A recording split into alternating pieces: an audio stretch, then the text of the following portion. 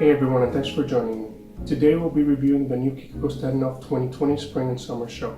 Last weekend, Kiko Kostadinov had his latest Spring-Summer show in London, and this environment was a little bit different from some of the ones he had been using before. The ones from his previous shows were a little bit more dark, a little bit more somber, industrial, and this new one was very different from anything that he had shown before. It was very regal. There were chandeliers and opulent paintings on the walls and the carpeting, and this also contributed to the image of the show. This whole show was based on equestrian wear. It seemed, he said, he was inspired by this documentary called 7 Days Out, in which they were preparing for the Kentucky Derby, and he was inspired by the Kentucky Derby, and I would say specifically by the jockeys and also the race directors.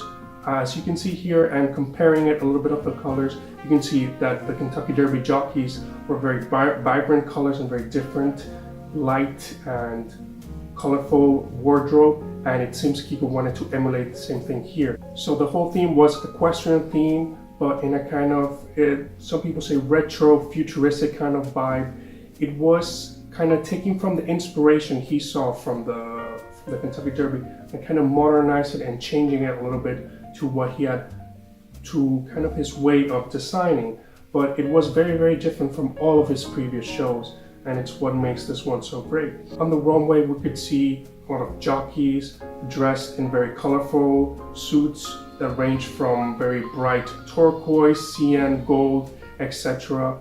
And a lot of racing stripes also were racing stripes and checkerboard patterns. Then we had some of the models dressed as kind of race organizers with a lot of tailoring pieces, very well done, immaculate cutting, and the details were amazing. There's a few of these where he experimented again with some new colors that had never been seen before from him, and I think to a very good reaction. Also, as always in his shows, we could see two new collabs with Asics and Camper. On the Asics part, it seemed he developed a new shoe with them, where he developed the own sole, and a sole that came on from the bottom to the front of it, so it's a whole new silhouette he created. And also another collaboration with Camper, this time with the shoes, some equestrian tall leather boots that went in two different colors. In one of the interviews, Kiko said that I like being unpredictable and we pick a new direction each season at the studio.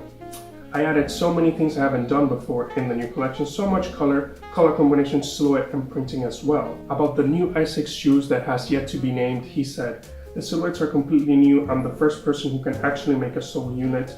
We spent around a year and a half to help develop this. For a big company like Asics to invent for us, it's a big deal, he said.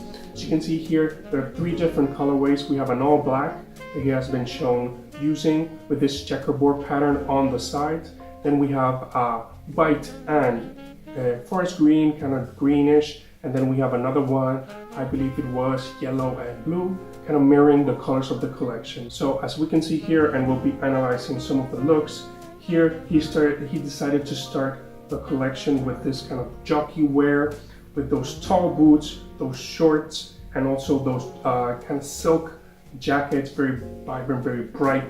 Kind of the whole collection reminded me a little bit of Walter van Beirendonck, as it may.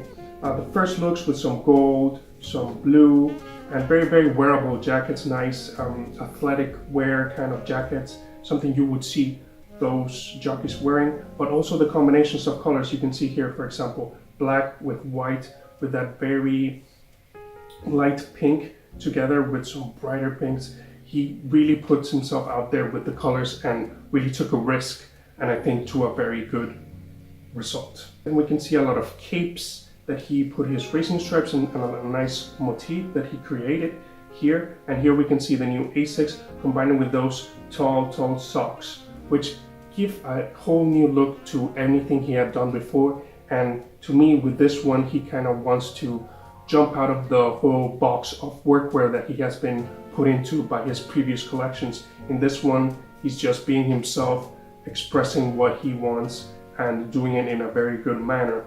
I think what most impacted me was when I started seeing those jockeys from the Kentucky Derby, right? The